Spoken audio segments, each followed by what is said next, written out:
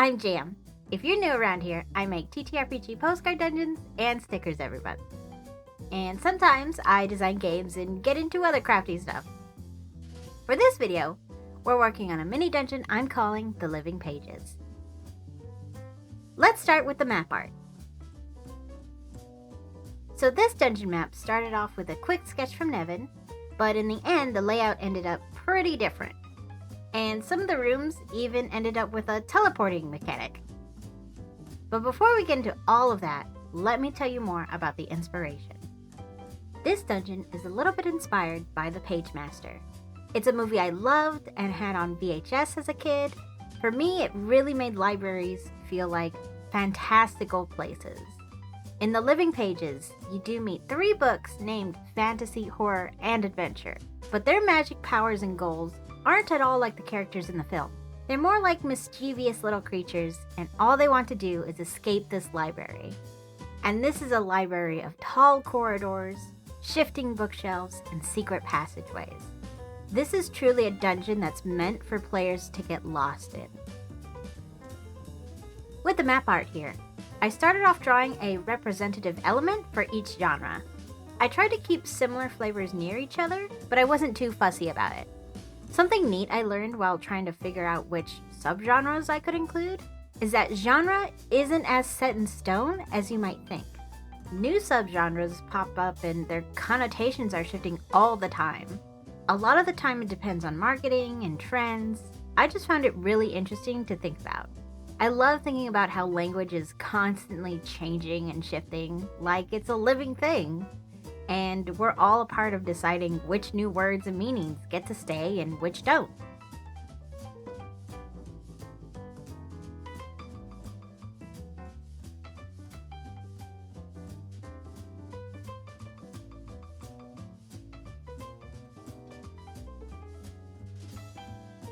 For the rooms and hallways, I knew I wanted to make the walls rows and rows of books.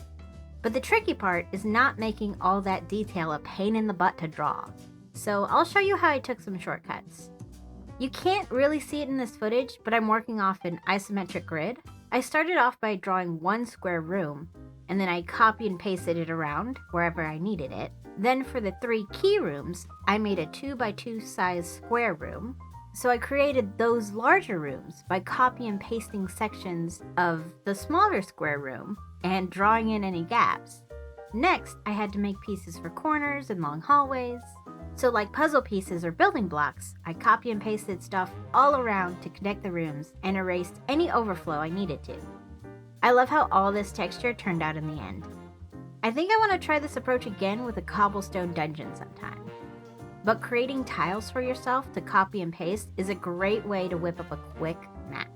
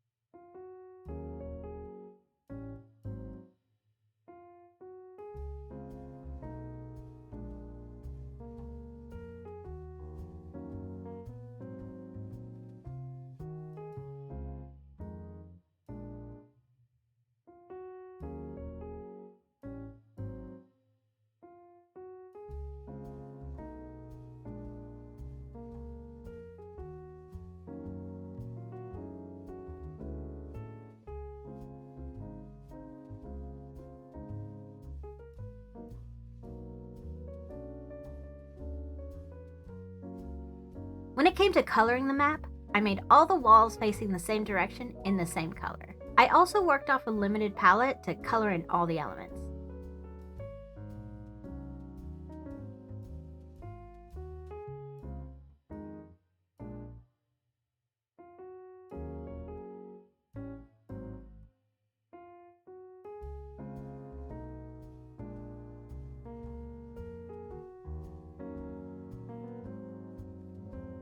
When I was happy with the base colors, I added some texture around the corridors. Then, I made a wooden plank texture for the library lobby and the theater room. This very last detail might be a little hard to see, but I randomly speckled a few different dots of color all around the hallways, just to add some color variation to the books. Next, it's time for the sticker art. The first book design is of horror. They have many little feet and love to munch on snacks.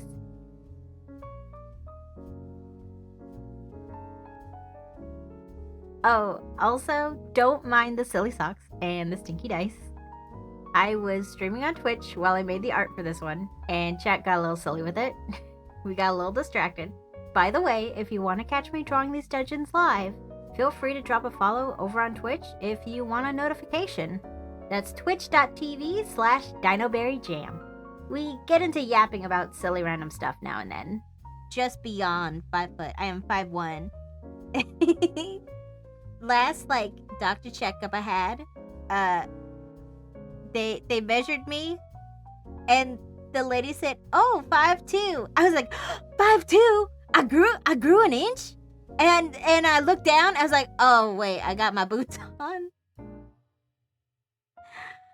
I got my boots on. But I was so excited. I was like, wait, I thought I had stopped. It's a family curse. It's all the women in my side of the family. You're lucky if you breach 5 feet.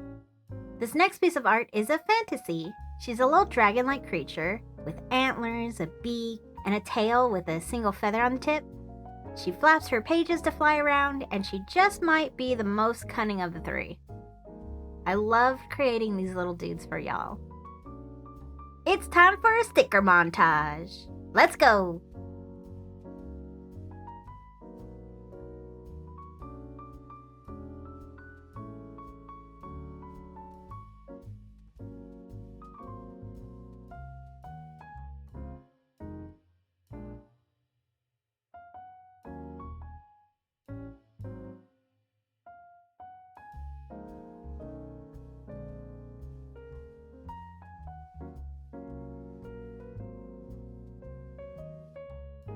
Now that the stickers are ready to go, it's time to work on the postcard layout.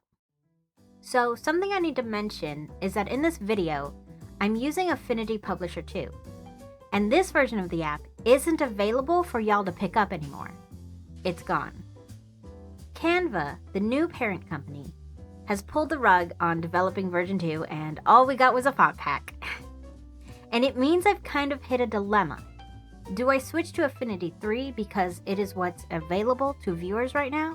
So that if I do tutorials, you'll be able to actually get the software and be able to follow along? Or do I stick with version 2 for compatibility and for my workflow? And because I'm very skeptical of Canva's AI stuff and their intention with the software's future? So I'm not sure. I haven't decided if or when I'll be moving to Affinity 3 or not. Or if it's time for a new alternative altogether. But if you have any opinions on this, I would love to read them in the comments. Anyway, I started off this postcard by dropping the text into 3 columns, and I created a separate text box for the intro section. Then I took the time to format the bullet points that I later remember actually need to be numbered. For the headers, I just picked out a fancy fantasy font. At this point, I wanted to try something a little different. I wanted to drop some of the headers into the first 2 lines of the paragraph. I think you can get a similar effect by using drop caps and initial words by messing with the options and the style settings. But because this is just a little postcard, I opted for a shortcut. To get this effect, I made separate text boxes for the headers and used the wrap settings to carefully push the text over. Doing this helps save a little room on the page. So something that happened with this dungeon is that I realized I didn't like what we had written for the reading rooms. They were just these static rooms the players could find, but I felt like they could be a little more special. So I decided to rewrite them as another layer to the mechanics of the library. Now, not only do the reading rooms have a bit of bonus fun or turmoil, they can be used to teleport out of the maze and back to the lobby. It also felt like a good idea to give the game master or the players a quick way to reset or escape in a fun way. I didn't record all that rewriting, but you'll see how the reading room section got moved around. After I was happy formatting all the big words, I dropped in our little creatures. I kind of just eyeball where I hope they'll fit and then use the warp tools to create that invisible border.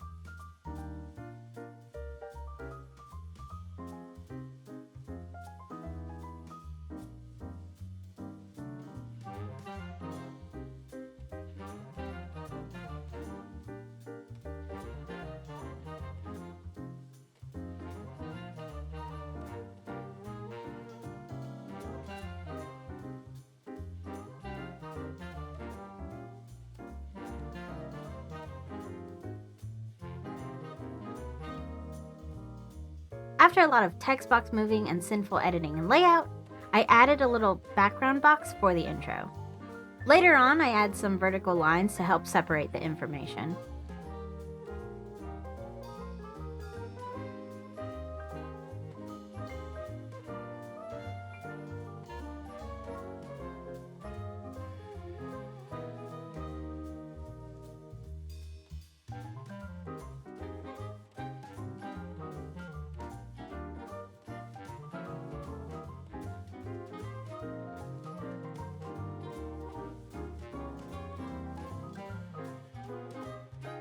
Next, it's time to go edit the map. I made a little text box to start on the little labels, and as I placed them, I copy and pasted another text box and another text box. Here and there, I put text on curves instead of text in boxes, until all the rooms had their titles.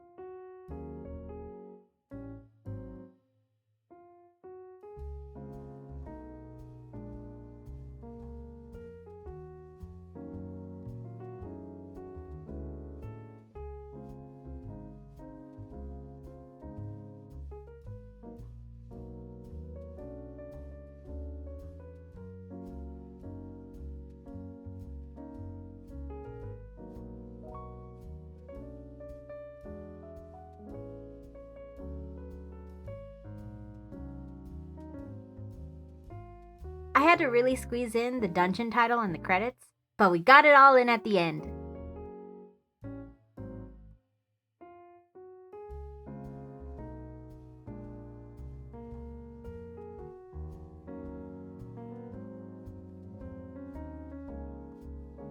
Here's the final reveal.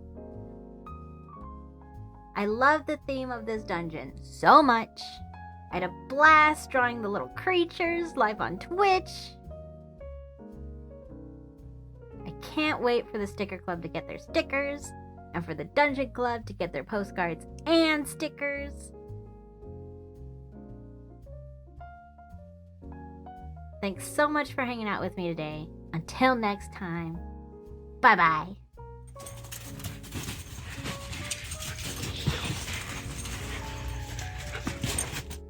Oof, it's cold out here. Let's get back inside.